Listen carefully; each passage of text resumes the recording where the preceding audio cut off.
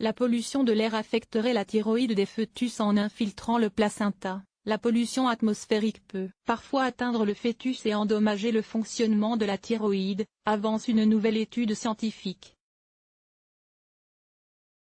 Pour la première fois, des scientifiques se sont penchés, non pas sur le passage des particules de la pollution atmosphérique dans le placenta, mais sur leur impact sur le fonctionnement thyroïdien des fœtus, in utero et après la naissance. L'étude, publiée dans le JAMA Network Open, a été conduite en Californie auprès de 2050 nouveau-nés et de leur mère, dont l'exposition à la pollution atmosphérique a été évaluée mensuellement pendant leur grossesse. Pour juger de l'état de la thyroïde des fœtus, les taux sanguins de thyroxine totale, TT4, une hormone thyroïdienne, ont été mesurés.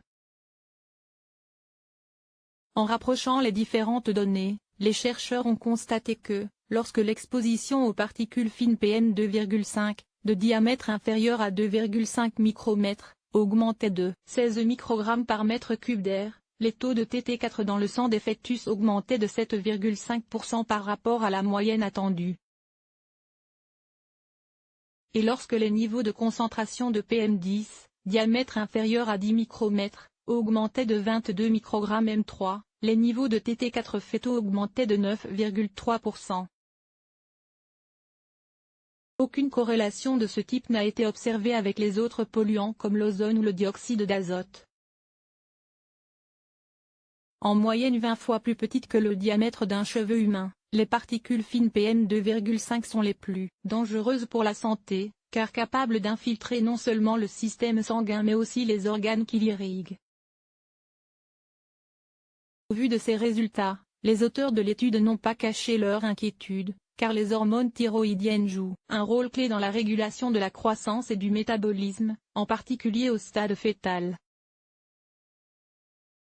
Toute variation de ces hormones a donc inévitablement des répercussions plus ou moins importantes sur le développement fœtal, telles qu'une croissance anormalement réduite, des déficits cognitifs, des problèmes métaboliques.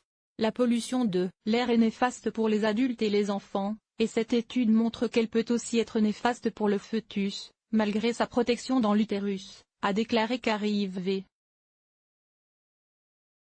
Breton, co-auteur de l'étude et professeur de médecine préventive au sein de l'école de médecine de l'University of Southern California, à Los Angeles.